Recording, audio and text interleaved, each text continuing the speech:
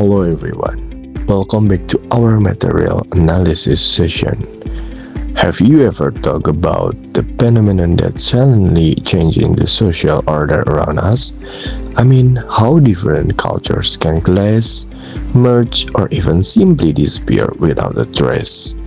Today, we are going to explore that in deep. Okay, to keep our 7-minute discussion concise and to the point, we've divided the material into three main parts. First, we'll discuss the paradox of assimilation. Then, move on to identity in Indonesian history. And finally, we'll discuss global monoculture and cultural resistance. Let's get started. Part 1. The paradox of assimilation. So, what actually happens when two very different cultural groups meet and live side by side? We need to first clarify two terms and that are often interchanged: assimilation and acculturation, of course. Simply put, assimilation is like stirring a lump of sugar into a glass of water. The sugar disappears, ceasing to exist as a spirit entity. It dissolves completely, even though it feels like it changed the water. On the other hand, acculturation is more like mixing watercolors on a palette. A new really cool hue emerges, right? But you can still clearly see, oh, this is a mix of red and yellow. The core identity remains. Interestingly, sociologists have a very different perspective of this dissolution process. From a structural functionalist perspective, they view it functionally as a crucial engine for creating a harmonious and integrated society. However, if we use the lens of critical theory, the story is different. They focus more on the power dynamics. According to them, assimilation can be a form of violence and cultural coercion, especially when imposed unilaterally by a dominant group.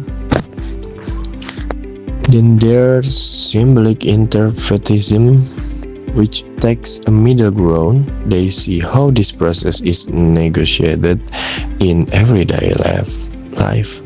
Such a simple decision about what a language to use at home or what clothes to wear when going out.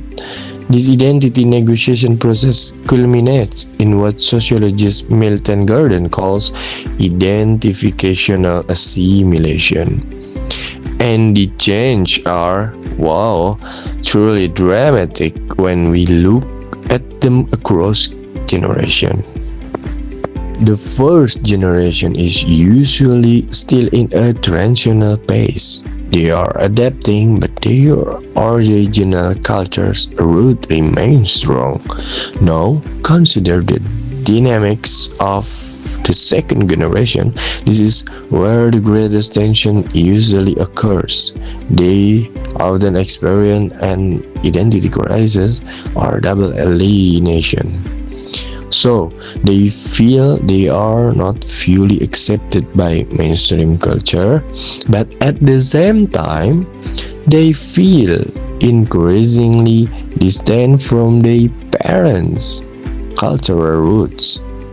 It's only when they enter the third generation that this assimilation usually reaches a very deep existential stage where the connection to their original culture's root often fades.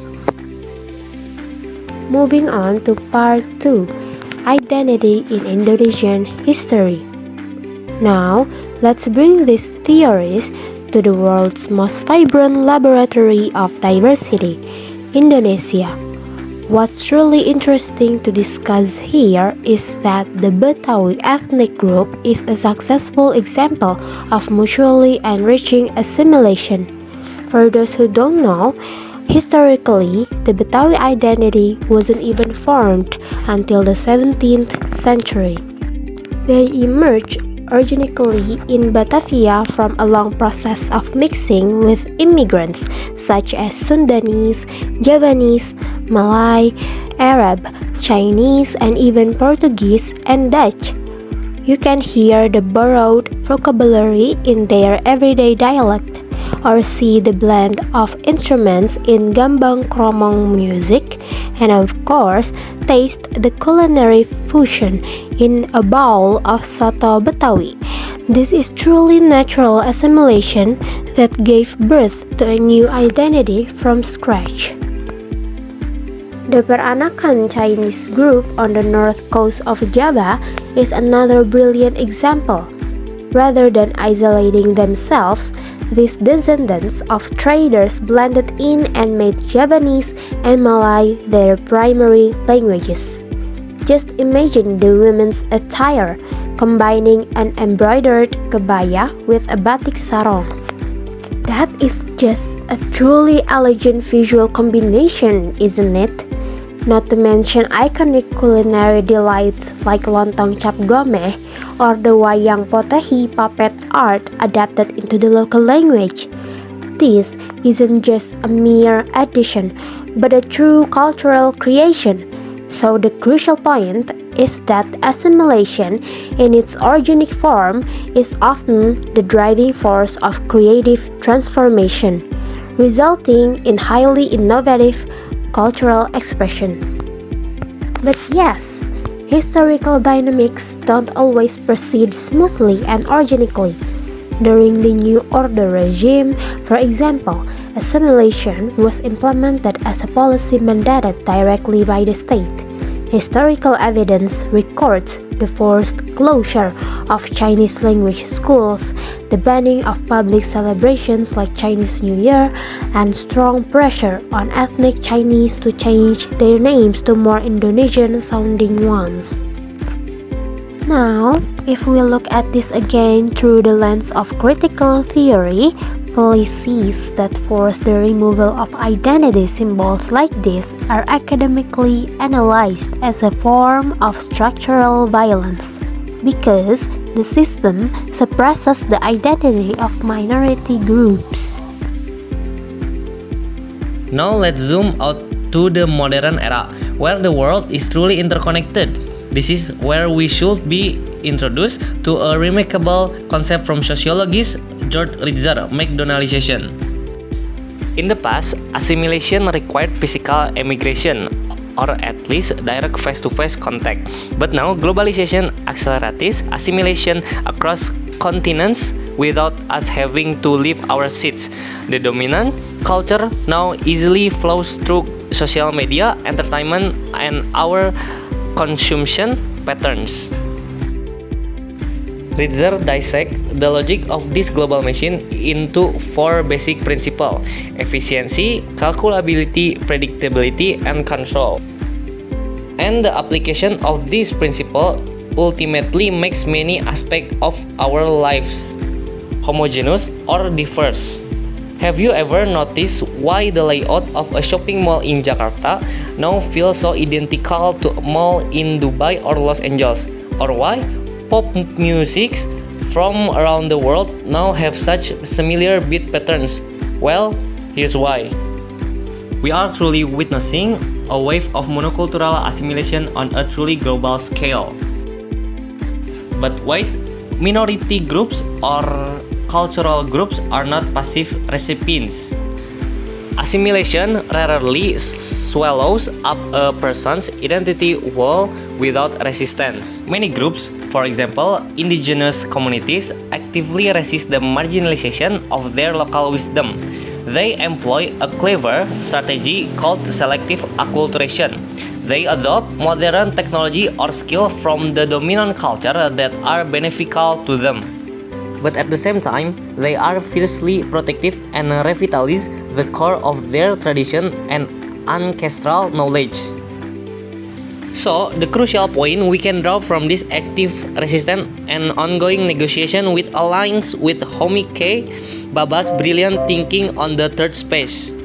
Essentially, the meeting of two cultures, no matter how disparate their power, always leaves room for something new. The space between these cultures is not just a place of conflict or the destruction of one, but rather a fertile laboratory for hybridization. That's where dynamic new cultural forms and identities are produced every day. Okay, to conclude this session, let's ponder this provocative question. Every day, we spend time on platforms like TikTok or Instagram, designed by algorithms to capture our attentions. Is this algorithmic architecture, without our realizing it, imposing a single taste, a single aesthetic, and a default standard of living on the entire world? Is it acting as the most sophisticated cultural simulation machine ever created? If so, what does the future hold for human cultural diversity? This is a crucial question that we absolutely must answer. Thank you so much for joining us in our matter review session. Stay critical and see you soon.